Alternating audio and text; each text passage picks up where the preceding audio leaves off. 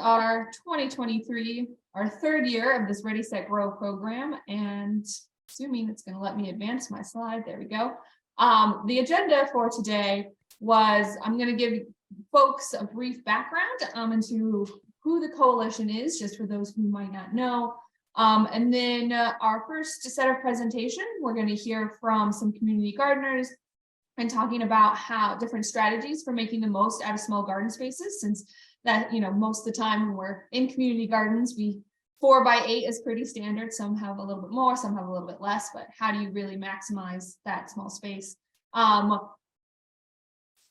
We won't have any door prizes for today, but don't be sure to come to part 2 at the end of the month, because then we will just have lots of door prizes for that. And then afterwards, we'll hear from some local resource providers who have programs and different types of support for community gardens that you can take advantage of. And then we will conclude after that. So for those of you who are unfamiliar with the Delaware Urban Farm and Food Coalition, or DEUFFC, we started around 2007, originally just the Delaware Urban Farm Coalition, and really since then have continued to grow to offer a network of support for community-oriented urban ag and community garden projects. And so our real mission is, as a networking group, is to provide that support in a variety of ways. So you can see here sort of a collage of images that show some of our activities over the years. Several people in these images are also on our call with us, which is exciting. So they have been around for a while, sometimes several of them since its inception. But types of activities include, obviously, we have meetings and events, much like this one. So we generally have a couple throughout the year. Our next one, in addition to our part 2 of our Ready, Set, Grow event, is we're having a quarterly meeting, our spring meeting, which will happen on March 15th. Which we invite everybody to come and join us. We hear from different presenters. We give updates on work that network partners are doing. So it's a really good way to get your pulse on what is happening in the urban ag scene of especially Northern Delaware. We also have committees, much like the Community Garden Committee, who is responsible for pulling this all together. So round of applause to all of you for helping making this event happen this morning. But we also have a policy committee who works on things related to urban agriculture and policy right now, working on a brief and set of recommendations on making urban ag available in all zoning codes within the city of Wilmington. So we have events, committees, and then of course we also provide as many resources and networking opportunities as possible. And one of the newer ways that we're attempting to do that is that last year we launched our website. You can see the address here, and it is sort of where we've been starting to put all of our resources. We have an events calendar as well for folks to see what's going on. So we can go.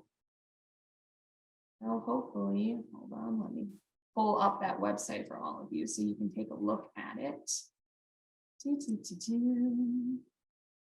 So you can see when you get to the website, we have a calendar with all sorts of upcoming events. So not only ones that the coalition is, hosting, but our partners as well. For those of you who have community gardens or participate, you can also check out our special events page and look at things like our Golden Gourd Awards, which happen in September to celebrate excellence in community gardens. So you can nominate yourself or fellow community gardeners for a whole slew of awards, which you can read more about here. And then we have a celebration in the fall. So that just gives you an overview of the kinds of things that we're working on around here, and different opportunities for you to engage and get to know other people in the urban ag industry. So I believe with that, we are ready to sort of switch into our sort of more informational part of our program and our different presentations. So I'm going to kick us off, talk a little bit about the importance of garden planning. And then afterwards, I will turn it over to Gail and Mark, and they are going to talk about some different strategies that they've used to really maximize their small spaces. So let's dive right in. I will pull up my screen again. So, all right, so the importance of garden planning. So this is a topic that was requested through our evaluation from last year's event. So we do, listen when you guys give us that feedback. So we wanted to talk about garden planning and really the importance of it. And I don't know how many folks, have garden plans throughout the year, if you're used to making them or not, but they are really an important tool for making the most out of your small garden spaces. And so the reasons for that is that having a garden plan really makes your garden more productive because it's setting yourself up for success. And it's ensuring that you are planting things in such a way that is a suitable location so they can thrive and be happy. And it just allows you to think about potential challenges that you might have and how you might overcome them. So when you have more time in the spring and you're excited, you can really capitalize on that excitement and think through, what you want to do throughout the year. It also saves folks money in the long run. You're not, buying more plants than you have space for or equipment that you don't really need. And so again, just being thoughtful in your approach. And then of course, it also creates less work, as I said a moment ago about, in the spring, everybody's excited about their gardens. And so you can do things to prepare when you have the time and that excitement. So then when August comes around and, you have a game plan that you developed, so you don't have to kind of start from scratch in the middle of the season when it's hot and, we're all tired and busy. So for most folks, this is what they think of when they think about a garden plan. This is visualizing of your space, which is a really important component of garden planning. Whether, there's lots of different ways that you can do that. Lots of different tools that exist. Most of them are free online. People, create their own systems for it. And this visualization allows you to really understand how things are going to look in your space. And see where you can, maybe plant things more tightly or utilize other features of your garden, such as trellis and things like that. But this isn't the only thing that I think of when I'm talking about garden plans. Yes, this is important, but what I also mean when I talk about garden plans is creating yourself a schedule. And again, just as there are many ways to create a sort of visualization and map of your garden, there's lots of different ways that you can create your schedule for your garden, but this is something I really recommend that people take the time to do in the beginning of the season, and really create yourselves a roadmap for the growing season to come, and think about, okay, if I start things now, when can I expect them to be in the ground? When can I harvest them? Are there other tasks I should be thinking about in different times of months? And so, like I said, just helps make things down the road a little bit easier. Some other considerations when you're thinking about garden planning is really thinking about what your goals are.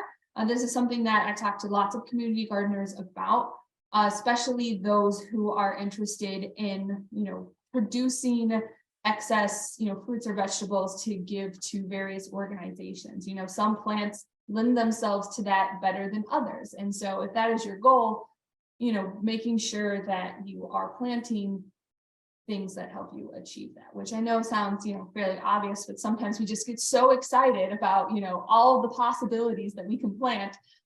We kind of lose focus on that. I still find myself doing that. So it's very easy to do. Some other basics, thinking about sunlight, reading those seed packets and those plant tags, what the types of varieties you're going to think about growing, even if you don't have them yet. Most companies have sort of an online database where you can get those particulars. Thinking about other garden features as well and how those might impact your growing spaces. Thinking about utilizing different planting strategies, which is what we're going to hear more of later. So whether that's succession planting, types of intensive planting, companion planting, etc. How can you arrange your plants in such a way that they live in harmony, or that they're producing for the longest period of time that they can. which leads us to planning for the whole season. So not only when your plants are on the ground, but those sort of pre-garden tasks, as well as your, end of the season tasks as well. And then I always recommend folks to keep some type of a garden journal. This helps, keep all of the important information in one place so it doesn't have to live in your head. And it also helps you build records from year to year. So you can go back to past years to remember the type of, watermelon that you grew that you really loved, or that strategy you figured out to handle that pest that keeps showing up to your garden. And so it's just a really great way to help you, make the most of your garden space. So that's just a quick overview of garden planning. With that, I will stop and I will toss it over to Gail Hermenau to talk about succession planting.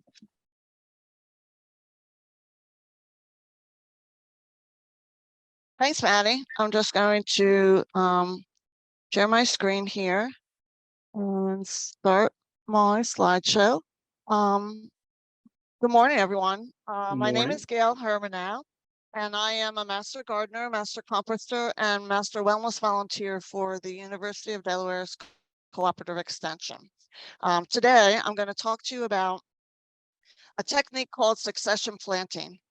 This type of planting is helpful in small gardens where space is limited. To put succession planting to work for you, you want to keep the following practices in mind. Keep on seeding, pick and sow, stagger cultivars, plant in advance, and feed the soil. So let's begin with planting. Planting begins in January, and you start with a list of vegetables you want to grow all season long. This will let you know how much space you will need for warm season, longer growing vegetables like tomatoes, and how much space you'll have for succession planting. You want to write down the expected planting dates, dates to maturity, and harvesting dates. This information will provide you with a timeline for when you need to replant that space, either by seed or transplant. Then you want to place your order for your seeds for the entire year, and also supplies for starting flats. You can't always count on them being available in stores when needed, especially in the fall. Plus, when ordering from a catalog, you have more varieties to choose from. But if you need to purchase them from a garden center, just make sure that you get the year's worth of your supplies at the beginning of the growing season. They're often pulled from the shelves after spring, and they're not always returned at all the garden centers in the fall for fall vegetable growing. And then you want to think about keep on seeding. This is really one of the easiest ways to practice succession planting. This technique works best for quick crops. Lettuce, arugula, radishes, and bush beans can be sown every 2 weeks. A continual sowing will produce a staggered harvest. And when using lettuce for this technique, I like to use head lettuce that can be harvested out and not the leaf lettuce that you cut and come again type. When you harvest out a row of lettuce, you have that space available for another planting. And when the summer temperatures might cause lettuce to bolt, I either try to sow a summer lettuce variety, or I replace it with a different type of crop like bush beans or Swiss chard. Now, pick and sow. The pick and sow method allows you to grow a continuous series of vegetables in the same space all year long, following one crop with another. The garden space is never empty. Almost any annual vegetable can be grown with this technique, as long as you plant it and plant it at the appropriate time, leaving enough time for the plant to mature. The pick and sow method can be used for planting rows or for the entire bed. Cool season, cabbage, spinach, and peas in early spring, followed by warm season vegetables like tomatoes, peppers, zucchini, and then pulled out in the fall for kale, chard, winter lettuce, or spinach. In these photos, this is a picture of the same beds. The bed with the cabbage, that's my spring bed. And then once everything was harvested out, there was cabbage, there was onions, shallots, and potatoes. When everything was harvested out, then it was replaced with lettuce, Swiss chard, and carrots. And staggering your cultivars is another good way to use the succession planting technique. You want to look for early maturing, mid-season, and late maturing varieties of the same crop. This works well also when summer moves into the fall. Your harvest is extended for as long as possible, and plantings of cabbage, cauliflower, beets, turnips, and broccoli work using this method. In this photo, it illustrates how I stagger the cultivars of my cabbage. You can see the cabbage plants are really large, and when they are harvested out, it makes room for the cabbage plants that were popped in front that are now a little small. Um, the large variety of the cabbage was early season, and then I think when I put in the small cabbages to take their place, so I could have a continuing supply of cabbage because I wanted to make a lot of sauerkraut. This was actually an all season, but they do have a mid-season variety of cabbage that would work well also. So choosing your crops, you want to think about the type of crops that you want to grow using this succession method. You want to look for early maturing, mid-season, late maturing varieties of the same crop. You want to consider the growing conditions as well as the spacing. You want to plant crops near each other that have the same growing requirements. That will be the most successful. And then quick crops work best for you to pop in and out. Here's just a little list. This is a small, short list of some of the different types of vegetables that work really well using that in and out succession method. And then you want to amend your soil. Using this method, you will be turning over crops quickly, and in a small space where production is high, the soil can be depleted of nutrients as you move crops in and out. So as you plant, you want to amend the soil with about 1 inch of finished compost to get each new crop off to a good start. And then always practice good hygiene. But it's especially important when you're going to be using this technique. To get the most out of your space, you want to remove spent plants as soon as their production declines. You don't want to wait for the last few peas to mature. You want to remove the plant. Don't leave any crop just hanging on, hoping it might produce a little more.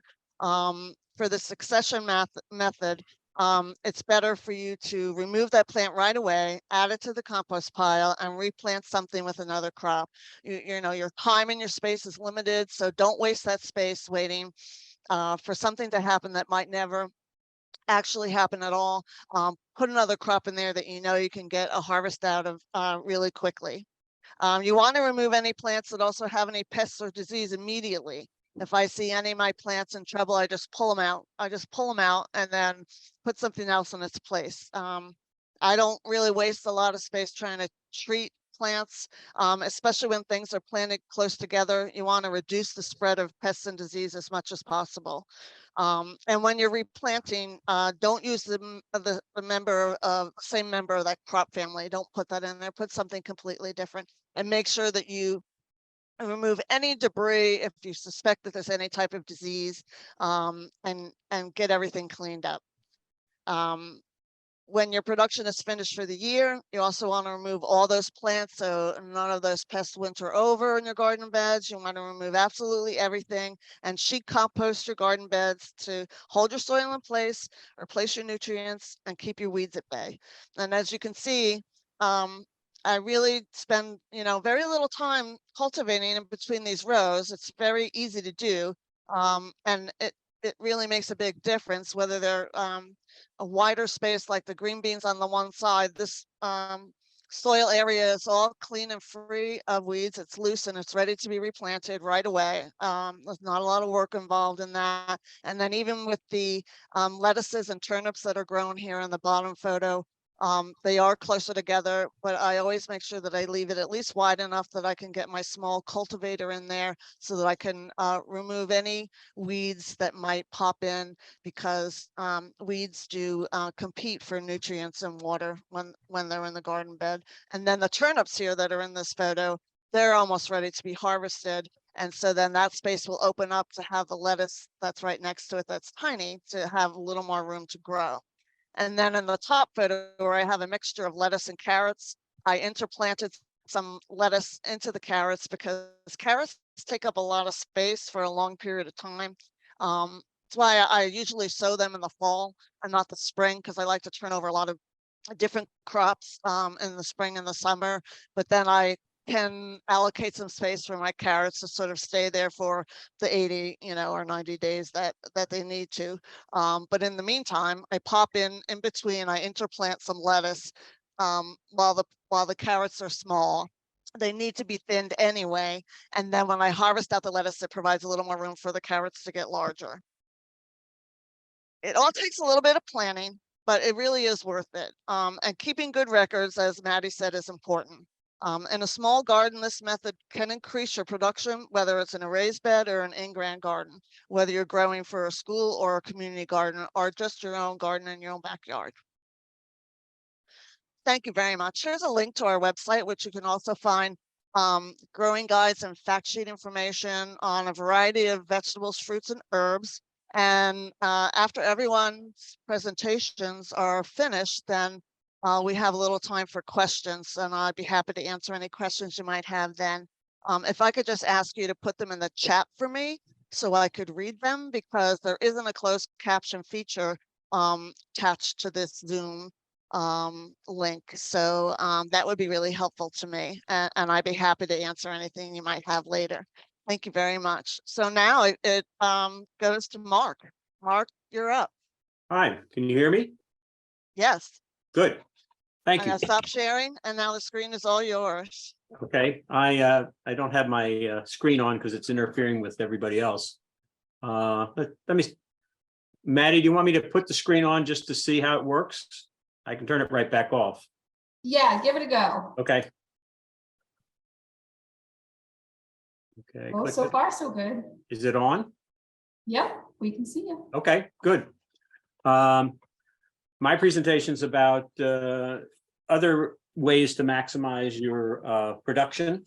Gail's presentation deals with time, and so mine's going to be more with space and season extending ways you can increase your production. First, I'll talk about vertical growing, which most people are familiar with. A lot of people have used fencing for this. We've used cattle panels, which we like because they have larger spacing and they're more durable. They're made of galvanized metal, steel, and they come in a 50-inch by 16th pieces, and as well as 8 by 50. They're fairly large, so you need to have a way to transport them. We bought 80 or 16-inch or 16 feet long panels and cut them because 8 feet is about the maximum you want to have. Otherwise, you're going to be climbing ladders all the time. They work very well for things like snap peas and whole beans. You can also use vertical growing for your melons and for squash.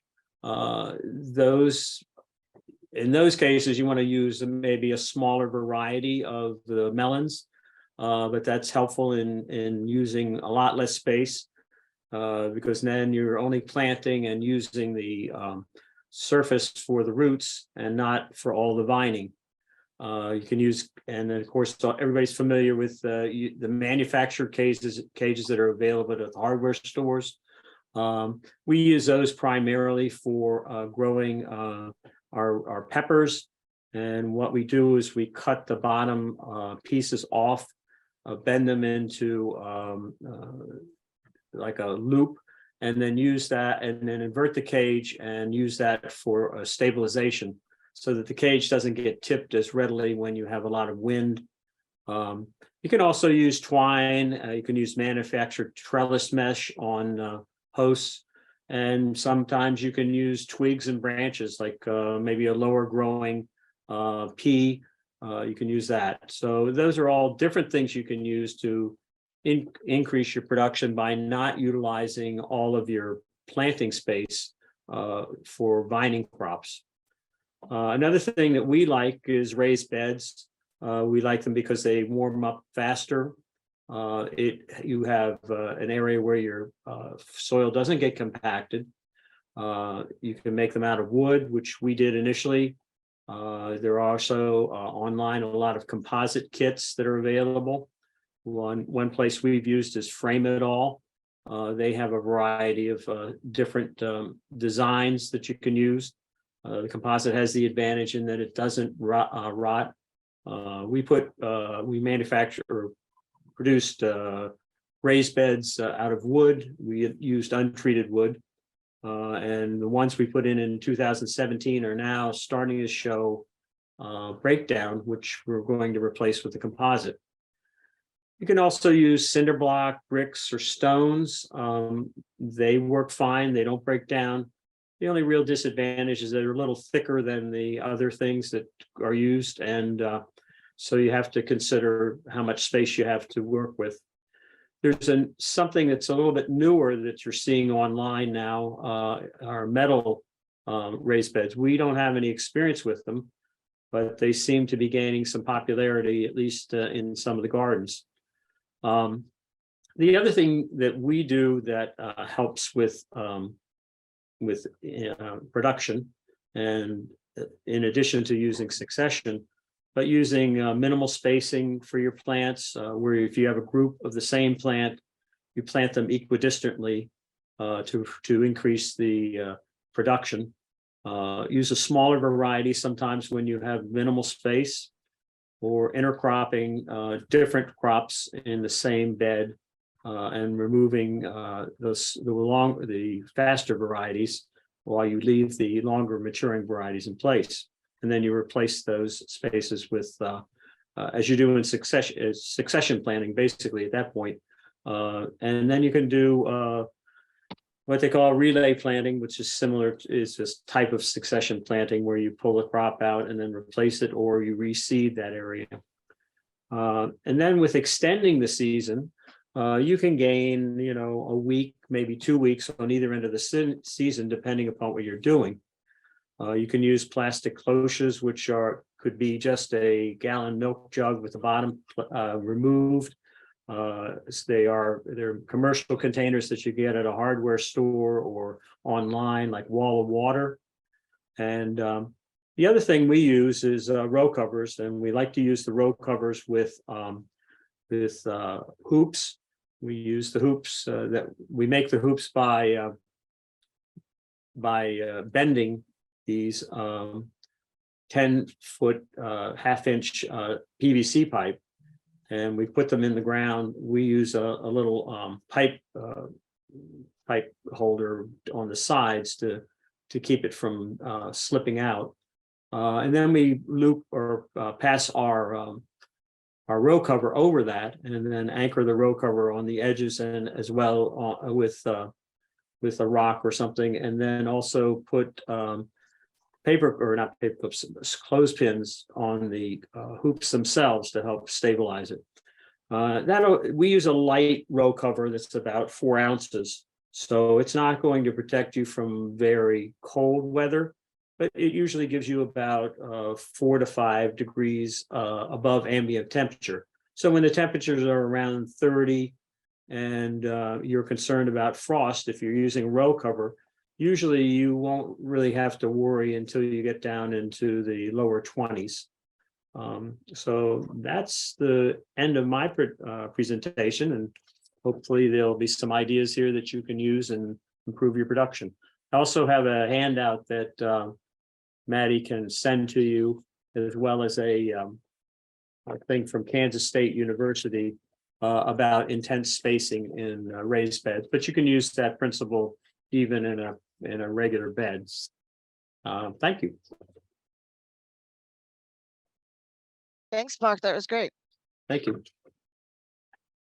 That's great. Yeah. And so for folks who can see my screen, so pulling up images that Mark sent along,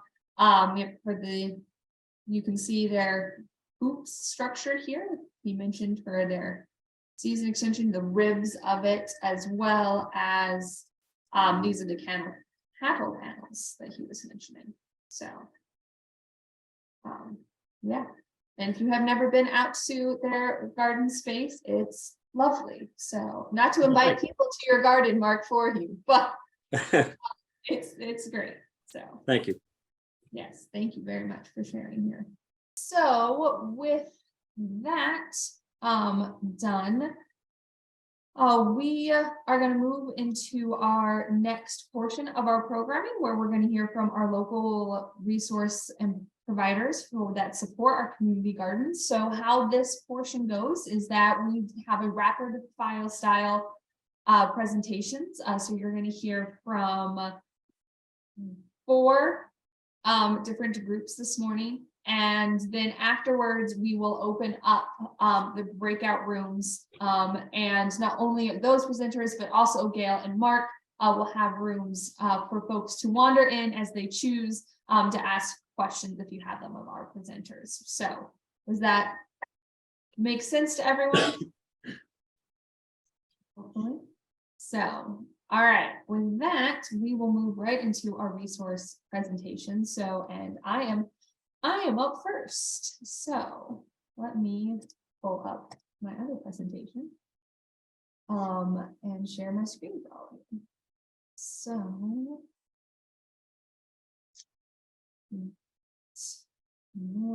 alrighty, so for those of you who missed my introduction earlier, so my name is Madi Walter. I am the Urban Ag Coordinator at the Newcastle Conservation District, as well as chair of the Urban Farm and Food Coalition. But so I want to focus on the programs that we have here at the district that support all forms of urban agriculture, including community gardens.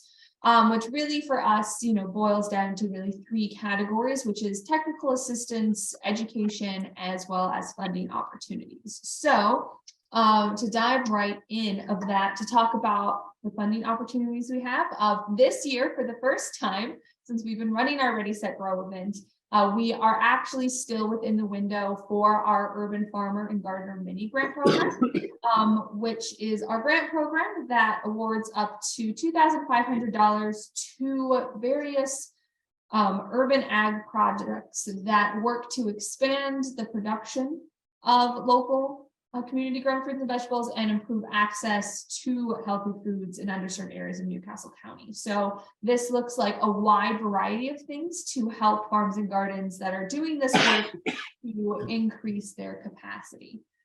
So in the past, we've funded, new gardens that have started to get them off the ground, to other pieces of infrastructure, whether that's fencing, sheds, water hookups. We help with, we can use the funding to buy tools and supplies. So there's a full sort of list of past projects and some examples that you can find on our website. I'll put that link in the chat here at the end. But so applications are due March 7th, which is this coming Tuesday. So I know there's not a lot of, time in the meantime, but, our application is not too terribly long. If you have any questions about it, I am, here to answer them. And, hopefully, even if you can't make it to this deadline, we have offered this program for this would be our 6th year. So we intend to, continue it on to the future. So something to keep in mind, if not for this year, but for next year. So in addition to our funding, we do offer some technical assistance, which is basically our term for me coming out, and helping you with what your needs might be. So sometimes that's connecting you with, other gardens or other local resources to get your question answered, or, help with projects, volunteers, etc. I also come out and do site visits for folks to, help, troubleshoot or look at what's going on in the garden spaces. And then that's on sort of the growing side of things, but we also offer assistance on garden management topics as well. So whether that's grant writing, helping figure out, how to work with volunteers, planning, things like that. So, even if we aren't the right people, our goal is to get you connected with the people that are. So, I am always available, via email and my phone number. So I will again drop those both in the chat. So that's something to be aware of that we offer. And then lastly is our education component. So we do provide some standalone workshops on a case-by-case basis on a variety of topics for folks. But new to our education programming this year is that we are piloting an urban ag training program whose official name is to be determined. We're in the final stages of that. But essentially, this is going to be a series of webinars, workshops, some volunteer field trips, and some other regional field trips that will be running through April and through September of this year. And essentially working through 6 topics, everything from planning to planting to tending your garden, marketing and selling, farm products, and then of course management. And so there's a whole lineup of programs that we have in the works. Our info session for this program is March 13th at 6:30 via Zoom. So that registration is not open yet. It's going to be open next week. So if you're interested, you can again send me an email and I will get you on that list. But all this programming will be free. You can participate in as many of the sessions or not. Come to the info session, you can learn more about it. I don't have time to go into the particulars right now, but just to give you a heads up that is something that we will be offering this coming season. So also I want to put a quick plug in. I know Rick is here as well, but for the First Aid RC&D mini grant program, which awards up to $500, they have various target areas. They accept applications year round.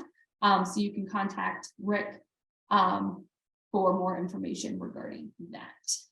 And then finally, here is my contact information, my email. And then if you want to learn more about our program as well, you can go to the Conservation District's website and go to our urban agriculture page. So with that, I will stop. So thank you all very much. And then I will turn the floor back over to our master gardeners and our cooperative extension. So guys, the floor is all yours. All right, thank you, Maddie. So let's see if I can get this going. I think this time last year we were on Zoom and it was snowing outside. Am I right? Yes. I thought I remembered that. I was so funny you mentioned that, because this morning I was like, I think this is the first time we have run this event and I'm not wearing like a sweater. Yes, yeah.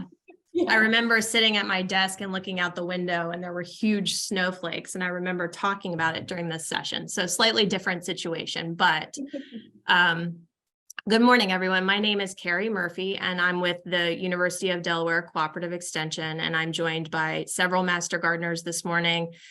Karen Curtis, who is going to join me in this presentation, Cindy Huffman, who's been involved in the development of this program, Gail Hermenau, whom you heard from earlier this morning, and also Becca Biggio is here as support for the program. So we are here in full force. We're here to tell you about the resources that are available from University of Delaware Cooperative Extension that will be most relevant to the work that you're doing. So a little bit about Extension, if you're not familiar. Our mission is to connect the public with university knowledge, research, and resources to address community and agricultural needs. It puts us in a neat spot in that we're able to assess needs in the community and then be responsive in providing information, education, and also resources. Delaware Cooperative Extension is really the overarching organization, and that is Delaware State University. And we have a ton of colleagues at Del State with whom I work, and University of Delaware. Our program areas break down into ag and natural resources. We've got lawn and garden horticulture. We've got health and wellness, which is formerly family and consumer sciences, and then our 4-H youth and development. And then within each of those program areas, we have staff, we have faculty who are housed in the departments, we have specialists, we have agents, we have 3 county offices that are full of experts and volunteers who are ready to support you with your programs.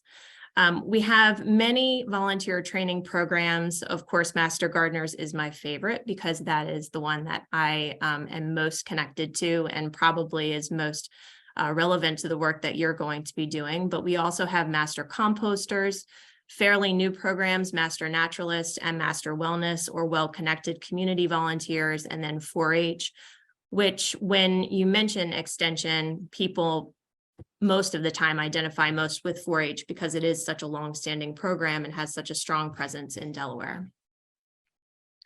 So a little about the garden services that we have to offer, and Karen Curtis is going to join me in explaining these. And then on the next slide, we've actually provided links. And I know that Madi is going to be sending these presentations out to you. And so you'll be able to click on the individual links to get to specific programming that's already planned for this spring and summer.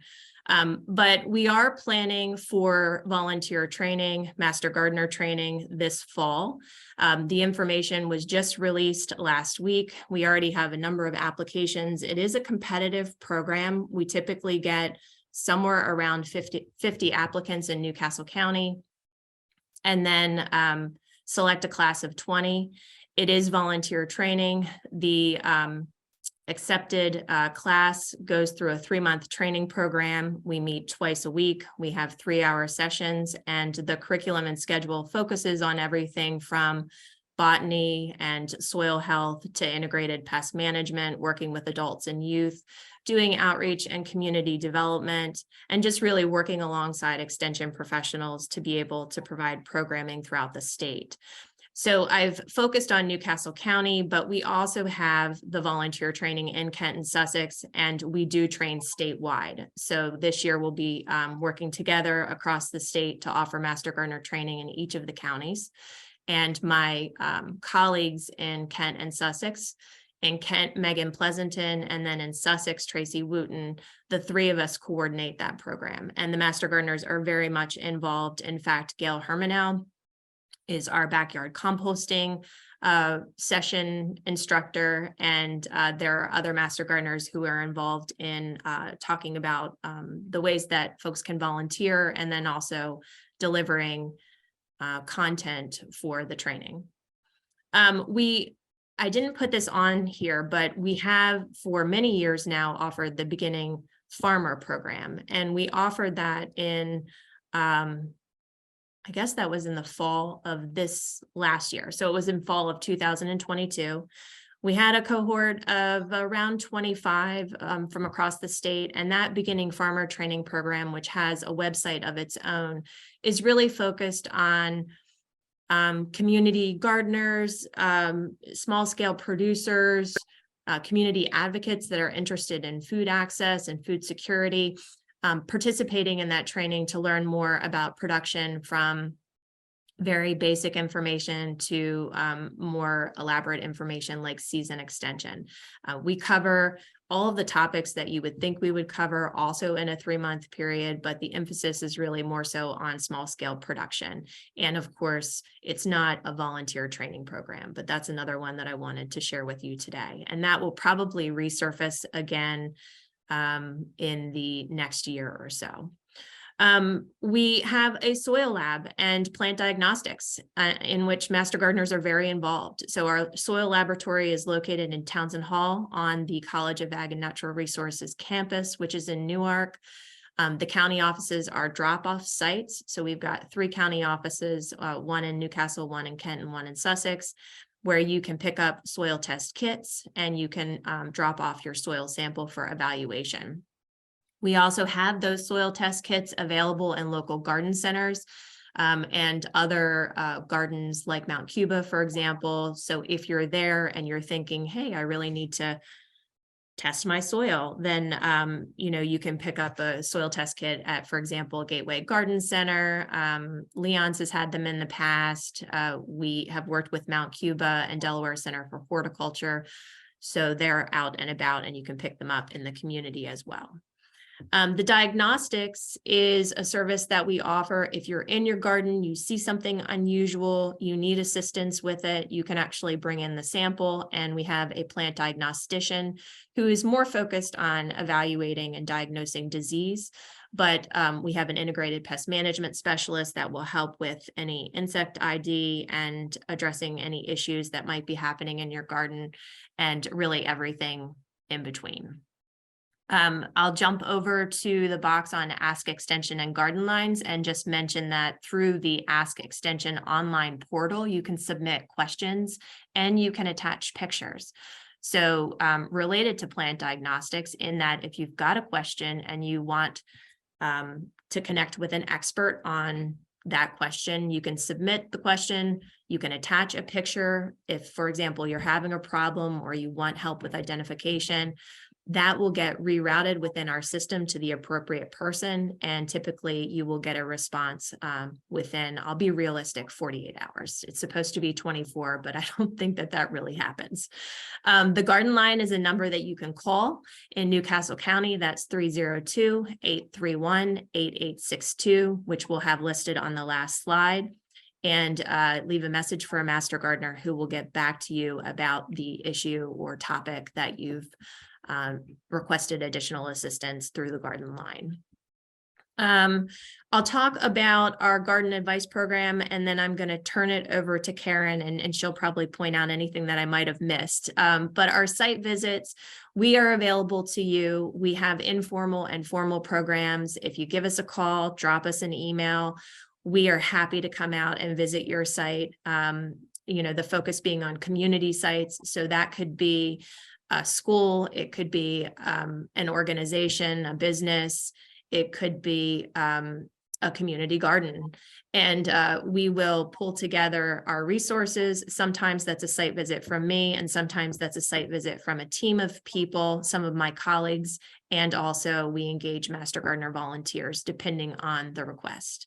And the Garden Advice Program is a more formal program that is completely organized and facilitated by our Master Gardeners. This is a residential site visit program. So if you are a homeowner and you have interest in having the Master Gardeners visit your property so that they can provide advice on site, this is a program for you. And the application is online. It's easy to complete. I will say that we have had an overwhelming response even through the pandemic. So sometimes it will take us a month or two to get to your site, but I'd encourage you to apply and get in the queue, and we'll be in touch and get things set up for you. So Karen, I think I'll stop there and let you discuss some of the other resources that we have available. Great, thanks, Carrie. I'm going to start with youth education, which is one of the boxes at the top. This is a program where Master Gardeners go into the schools. It's focused on at the elementary school level, and it was on hiatus for a while because at the beginning of the pandemic, schools were closed, but we're back in the schools now, and there are several topics that where there are presentations on. The life cycle of butterflies. There's also a recording of this on the YouTube channel. Trees in spring, the buzz on bees, and insect detectives. That's a long-standing program, and it's very well received. So that's one thing that we have available. Workshops and presentations, probably some of you have been to some of our offerings over the years. They're offered in a combination of in-person and Zoom at this point. The next thing coming up is on March 18th, which is a March to the Garden event held in person at the 461 Wyoming Road location. That'll cover several topics, and there'll be UD Creamery ice cream at that one.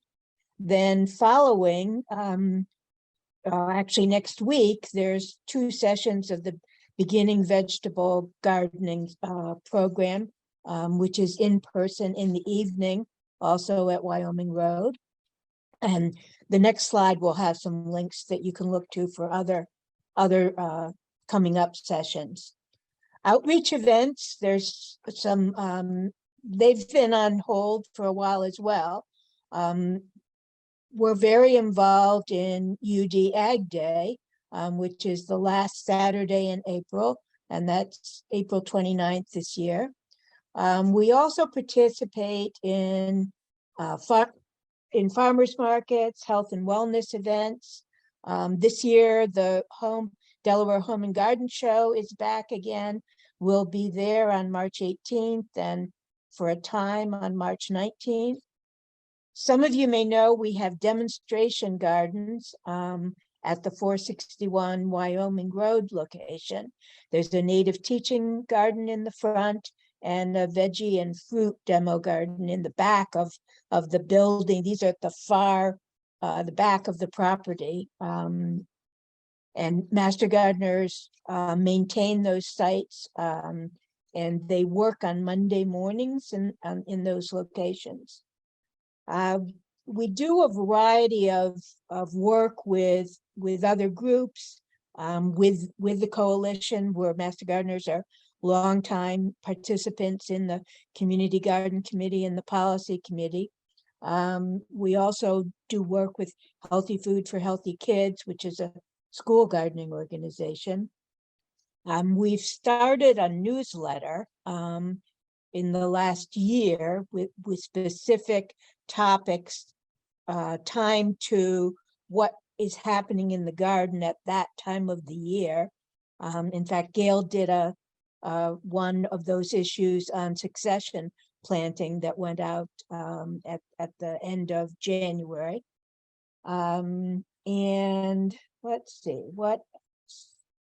I think that covers most of it. And then I don't know, Carrie, if you want to talk about the links. Yeah, so thank you, Karen. So now I'm realizing that for future presentations, we probably need to marry these two slides. And we'll work on that for next time. But the beginning farmer and master gardener training, we've got the links that will take you directly to the pages to find more information. I mentioned the Master Naturalist and Master Wellness volunteer programs, and there are links here to get you to information for those programs. Our workshops and the March to the Garden event that Karen touched on, that one's coming up on the 18th. The Master Gardener workshops, beginning vegetable gardening, starts on Monday and Wednesday. We have the second session. So you sign up for beginning vegetable gardening and you sign up for 2 sessions, Monday, Wednesday of next week. And you still have time to sign up for that if you would be interested. We also have a rain garden workshop coming up. We've got one that's focused on bringing back roses to your garden, which is a fun and a different kind of workshop offered by Rob Medicus. We'll be at the Home and Garden Show, and Ag Day, of course, is always the last Saturday of April. So come see us there. We have our plant sale. And then the other links we've talked about too: soil testing, plant diagnostics, the garden advice program. The newsletters I didn't mention, but if you're interested in the farming newsletter that goes out, that's the weekly crop update. And it is a really nice publication, just like Ornamentals Hotline, that's focused on ornamentals, that's short and sweet and kind of gives you what you need to know for that week. It may be focusing on a pest update. It has a lot of like upcoming events. So even if you're not in small scale production, very helpful to the home gardener and also to the community gardener. So sign up for weekly crop update if you don't receive that yet. And if you're interested in learning more about ornamentals, this is a commercial newsletter, but again, very applicable to the homeowner and to a community gardener as well. The garden line, the Ask Extension web link, and then Grow Your Own Food. I'm just going to end because I know that we've already taken more of our time. Hopefully when I click on this, it is going to take us to the site. Can you all see that? Yes. Yep. Okay, fantastic. So this has been a labor of love. We've all been involved in this effort, and especially Gail, who has been very involved in developing these individual fact sheets. So this new website called Grow Your Own Food is nested underneath of environmental stewardship and lawn and garden on our website. Kind of hard to find, which is why I've provided you with the direct link. But here you will find a lot of really good information. So if you're interested in growing something new, we have a long list of vegetables and herbs here that will continue to expand. Just underneath of the herbs, we're starting to develop fruit fact sheets for the home gardener. There's information on the coalition, which we're all very involved in.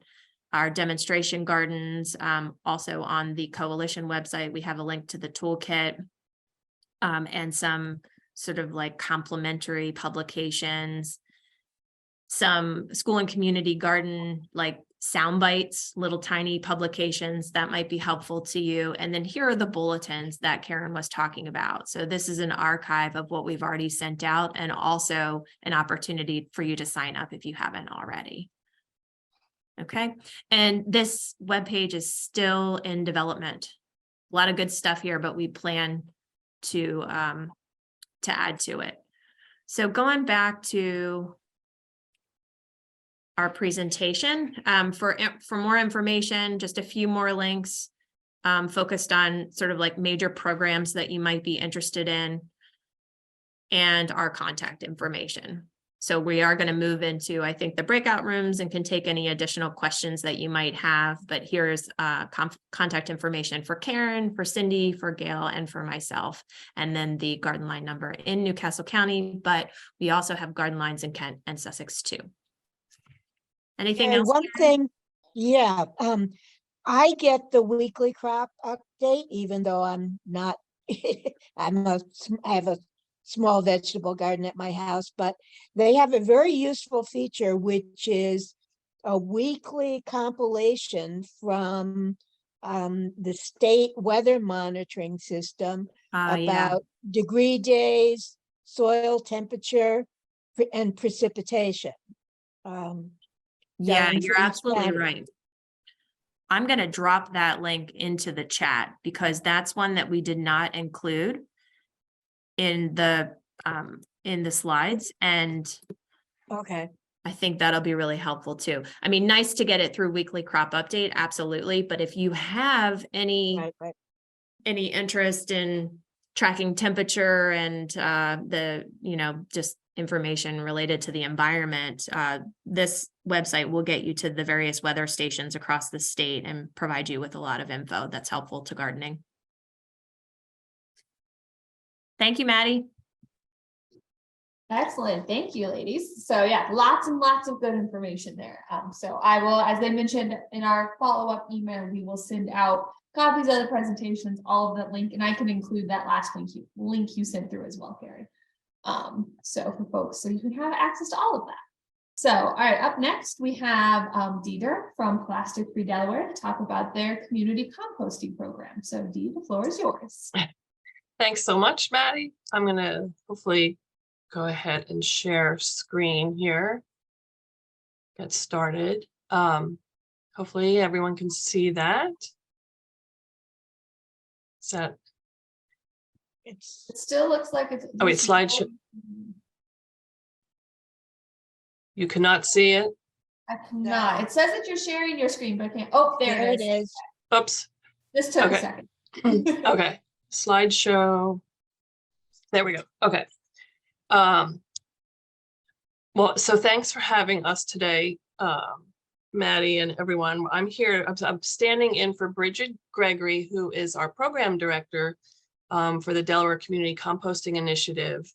And I represent Plastic Free Delaware. We actually got, as the name implies, we got started in about 2010 working on single-use plastic pollution. And since then, we've sort of branched out. Our mission has grown into zero waste issues. And as part of that, DENREC actually encouraged us to try to see what we could do to get started regarding food waste and composting. Many of you may know that Delaware has tried, I think, twice in the past to have industrial composting for food waste and other biodegradable materials, but we do not have an industrial composter right now. So food waste and food scraps are a huge issue in terms of just what families and individuals in Delaware waste in terms of our household budgets, but also what's going into the landfill every year. It's a huge amount of what's going into the landfill, actually over 25%. So that's one reason why DENREC encouraged us to try to get started addressing this issue of food waste and what's ending up in the landfill unnecessarily, because all of that good material can actually become soil again and be returned to a useful purpose rather than going to the landfill where it actually ends up creating emissions and creating other issues. So that's how we got started on this, just really about a year ago. And we appreciate the support that Madi's been giving us along the way, and also DNREC through a Community Environmental Protection Fund grant. As I said, we don't have an industrial composter in Delaware. So sort of the other things that we've been promoting and we provide technical assistance on, primarily this project involves community composting, which I'll talk more about. There's also backyard composting, which I'm sure many of you are familiar with. And there's curbside composting as well, where you save your food scraps and put them out on the curb, just like you do your trash and recycling, but it's segregated and someone comes by and picks up your food scraps at your curbside. We do have that in northern Delaware. There is a company doing that right now, but it's not widespread in Delaware yet. So we see community composting as one tool in the toolbox to reduce food waste. And Bridget does provide educational programming on other ways to reduce food waste, but then ultimately, no matter what you do, you're still going to end up with scraps of food and some leftover food that for whatever reason is wasted.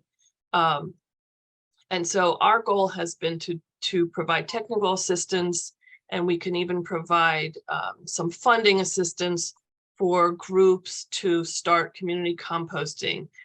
And this typically, in each community composting operation can typically serve about 40 to 50 households. We're estimating 30 to 50. So it's a nice size, and it for those of you involved in community gardens, those are perfect sites for this type of thing. If you have, a group of volunteers that come and do community gardening, that might be a perfect way to engage them more in recycling food waste. We are also working with schools and church groups and some community groups as well to get these sites off the ground. We do not have any sites started yet, although there are some sites in Delaware. But as far as our program goes, the first one that we think will be getting started this spring will actually be at the Tally Day Library in Brandywine 100. And Bridget will be running that one, and we're doing it in partnership with Newcastle County. But as I said, she also provides technical assistance to groups that are interested in getting one started, and also educational programs. She's been going to libraries and events and that sort of thing. So if anyone is interested in having us come talk to your group, that's what we're here for. We appreciate partnering with the Extension Service as part of this. Part of the requirement from DNREC to get one of these sites off the ground is to have a trained, either one or more trained volunteers that will oversee each site. So we're really excited to be partnering with Carrie and Gail on that training component. And again, we'll help folks get that, meet the requirements for DNREC, because a permit is required for each site. And we walk them through that, help them with the funding issues. And we've learned a lot in the last 12 months about how to get these sites off the ground. And it's not necessarily easy if you've never done it before. So hopefully we can put our learning to good use. And so far we've identified half a dozen or more sites that are ready and willing to get started. As you can see here, they're up and down the state. I think we also have one in Sussex County that's going to sign on. But so far, the ones listed here are all in Kent and Newcastle County. But hopefully we'll get all these sites up and running this year. And so lots of support out there in the community for getting this underway. Again, a lot of, like, for instance, some schools and gardens are already composting, but not necessarily food waste from the community. from those involved in the garden. So it's just like a logical next step for these sites to take, and that's what we're here to help them do that. So we provide some leadership and the training, some financial assistance. We can help with the required signage, get them hooked up with all the DNREC permitting requirements and that sort of thing. We do, there are some requirements that each site needs in terms of minimum number of volunteers that are willing to take responsibility for the project, including one or more, leaders that are really willing to pick up the ball and oversee the project. Obviously, you need a site that can handle the setup and someone willing to undertake the training. This is a graphic that kind of shows what a typical setup would look like. This is at the Tally Day Library. So you've got your 3-bin system, you've got storage for tools, storage for your extra browns, some storage for the compost that's been, that soil that's been created, and the signage. So this is just what a typical site would look like on approximately 20 by 20 square foot area. And these are the estimated costs, kind of setup costs for each site. And again, this is something we can help with. We're also, I think we found out just this week, actually, that the DNREC permitting costs might be a little bit lower than is shown here at $1,400. So we're excited about that, and we need to confirm that. But in any event, we are here to help sites kind of get these costs covered one way or another, either through grant funding or through funding we already have or other in-kind donations, that sort of thing. And this is just a list of many of the partners we already have. And Bridget's contact information for anyone that's interested in learning more or exploring the idea of getting a community composting site underway. So thank you, Maddie, and I'm happy to take questions in the breakout session or at any point. Excellent. Thank you very much, Dee. So yeah, so no, lots of good information. Yeah, so, and Bridget's also great to work with. So we're very glad that you guys are making so many good strides. So it's, yeah, something that we definitely needed around here. I'm glad you guys are making it happen. So thank you.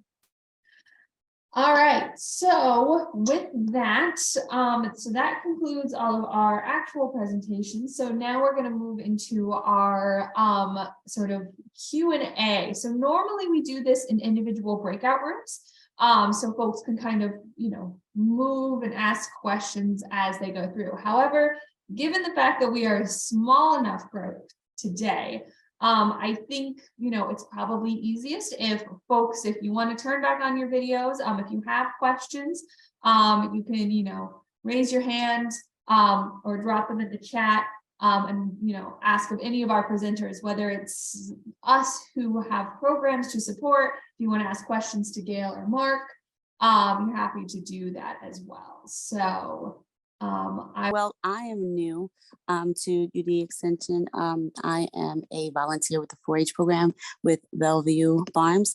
So I don't really have too many questions just yet, just because I am inquiring land in Delaware, but I live in Delaware County of Pennsylvania. So right on the border, basically, of Delaware.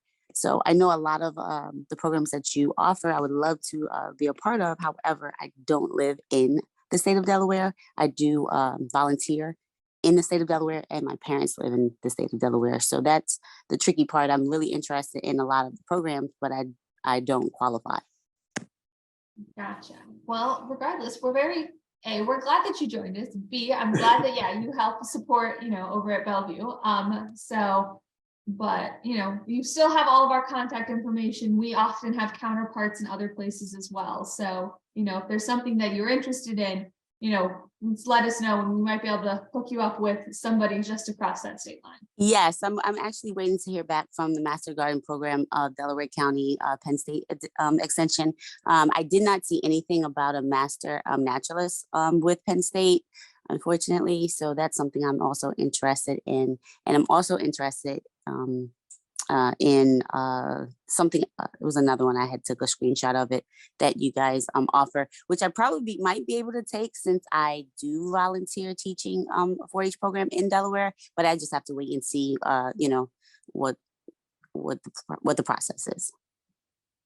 Yeah, so Marissa, you don't have to be a resident of Delaware to participate in our volunteer training programs. You do have to do the volunteer work in Delaware and more specifically in the county that you volunteer in. But I would encourage you to check out the links that we provided. And if you're interested in Master Naturalist, that one is really uniquely designed in that you take the Master Naturalist training program sponsored by a local organizing partner. So I'm wondering if there might be a way to establish Bellevue as a local organizing partner, and then you could participate in the Master Naturalist training and volunteer at Bellevue. So there might be a really creative way to approach that. So check out the information online, and the coordinator for our